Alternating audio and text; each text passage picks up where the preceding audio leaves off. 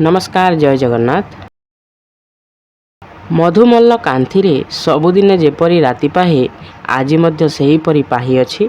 जगा फतेसिंह मा प्रतिदिन प्रातः काल टोकईटिए काखेई कंपित हस्तरे बाउंश बाड़ी खंडिए धरी ठुकुरु ठुकुरु करी घसी गोटाइबाकू बिलकू बाहारे आजि मध्य सेहीपरि बाहारिअछि। सबुबेले बरबर करी जाहाकू ताहाकू गाली देवाटा तो ताहार अभ्यास। आजि मध्य सेहीपरि बरबर होई चालिअछि। सेही तोठ बरमूलरे एठिया हेला। बोध करूँ काली कथाटा मनरे पड़ीगला। बाड़ी भरा देई छिड़ा हेला। गछ मूलकू भल करी अनाइला। चारिआड़कू अनाइला, केही नाही। ताहा मुखभंगीरू जणा जाए किछि क्षुर्ण हेला। सेही स्त्रीटीकू भेटिथिले आउ थरे भल करी कଳି लगाई शांति लाभ करिथांता। तथापि से बरमूलकू अनाई स्त्री लोकटी उद्देश्य खूब थरे कଳି कला। हाल वर्तमान को ग्राम लोके संध्या उतारे जेपरि तुन तान होई शोई पड़ती, गत रात्रि रे सेमानंक अदृष्टरे सेईटा घटी नाही। भारी गोटाए अरिष्ट घटी जाइअछि। जगा फतेसिंह मा लछमा को गाली देई सारी घर को जाई ताहा घर पिंडारे दुई गोटी बुढ़ी बसिथिबार देखिला। भारी खपा होई सेमानंक संगरे कଳି लगाइला। बाड़ी उंचाई बाड़ेबाकू धाइला। स्त्री लोक दिओटी काकुति मिनती द्वारा निज निज निर्दोषता साब्यस्त कराइबा निमंते नाना प्रकार जुक्ति एवं प्रमाण प्रयोग करने लगिले।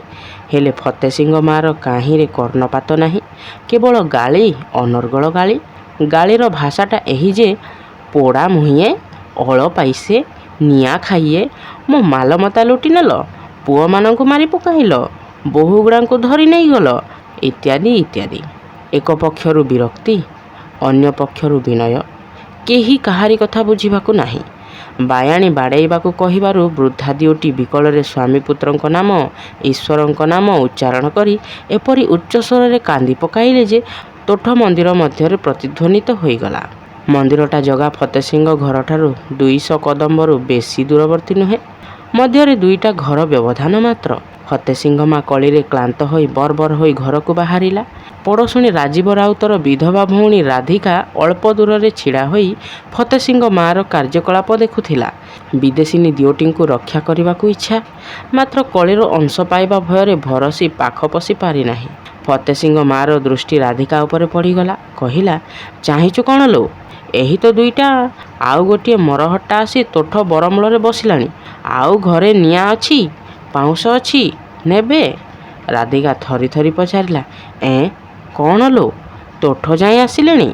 राधिका तोठ जाए चली जाइथिले प्रकृत मरहट्टा परिचय पाई थांता। हेले बाघ आसीअछि। सत्य मिथ्या प्रमाण निमंते ताहा पाखकु जाई देखिबा बुद्धिमानर कार्य नुहे। प्रकृतरे राधिका किछि बुद्धिमती बोली ग्रामरे परिचिता। मुहूर्त मध्यरे सिद्धांत करी पकाइला। बायाणी बुढ़ीटा बुझी पारि नाही। मरहट्टा हजार हजार आसंती, निकुच्छरे हजारे आसीथिबे, घोड़ारे चढ़ी आसीथिबे। गोटाए उत्कट रड़ी कला, पଳାରେ पଳାରେ। हजारे मरहट्टा घोड़ारे चढ़ी तोठ जाए अइलेणी।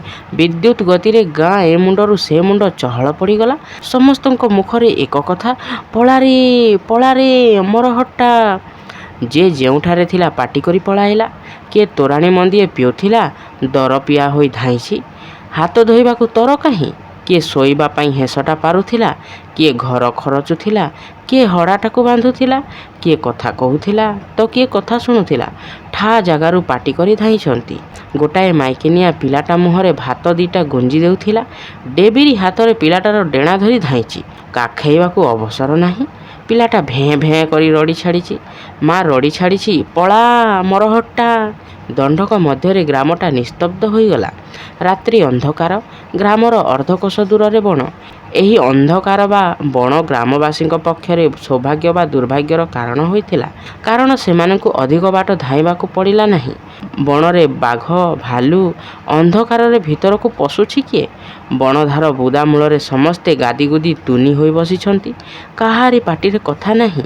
केही माइकिनिया कौला पिला मुहरे स्तनटा गुंजी देई सावधान रे धीरे धीरे मुंडटा थापुड़ी देउछि। कारण पिला कांदणा शुणी मरहट्टा धाई आसिबार संपूर्ण संभावना। मशा डांस गुड़ाक भण भण होई देहरे लागिछंती। पट करी चापुड़ाटा मारिबाकू बाट नाही। काले मरहट्टा शुणी पारिबो। हाय हाय, एठारे मध्य शांति नाही। पले मरहट्टा घोड़ा धड़ धड़ कर बणटा को दुलुकाई दे धाई गले। आउ कि रक्षा अछि? दे पड़ा पड़ा पड़ा पड़ा। निबिड़ अंधकार बण मध्य धाइंती। କଣ୍ଟା ଗୁଞ୍ଜି ଲାଗି ଲୁଗାପଟା ଫାଳ ଫାଳ ହୋଇ ଚିରିଗଲାଣି। ଗୋଡ଼ ହାତ ଚିରି ଆମ୍ପୁଡ଼ି ଯାଇ ଝରଝର ହୋଇ ରକ୍ତ ବହୁଛି। ଆରେ ବାଘ ଭାଲୁ, ବାଘ ସିନା ଗୋଟାଏ ଯୋଡ଼ାଏ ମନୁଷ୍ୟ ଖାଇବ, ମରହଟ୍ଟା ହାତରୁ ଯେ କାହାରି ରକ୍ଷା ନାହିଁ। ବଣର ବାଘ ଭାଲୁ ଗୁଡ଼ାକ ଭାବିଥିବେ, ଆଜି ଏ କି ବିପଦ।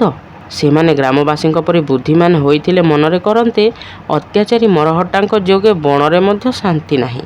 ପ୍ରକୃତ ମରହଟ୍ଟାଙ୍କ ଘୋଡ଼ା ବଣକୁ ଯାଇ ନାହାନ୍ତି, ପଲେ ହରିଣ ଚରି ଚରି ଆସୁଥିଲେ। ମନୁଷ୍ୟ ଗନ୍ଧ ପାଇ ତ୍ରସ୍ତ ହୋଇ ଭୟରେ ପଳାଇ ଗଲେ। ଗ୍ରାମବାସୀମାନେ ଥକି ପଡ଼ି ବଣ ମଧ୍ୟରେ ଗୋଟାଏ ନିରାପଦ ସ୍ଥାନରେ ବସିଲେ। ଅନେକ ଧାଁ ଦୌଡ଼, ଅନେକ କଷ୍ଟରେ କାଳ ରାତ୍ରିଟା କଟିଗଲା। ପ୍ରଭାତ ହେଲା, ସୂର୍ଯ୍ୟୋଦୟ ହେଲା। ସମସ୍ତେ ମୁହଁ ଚାହାଁଚୁହିଁ ହେଲେ। ଭୟଙ୍କର ବିପଦରୁ ପ୍ରାଣରକ୍ଷା ହେଲା। ଏବେ ଉପାୟ କ'ଣ କରାଯିବ?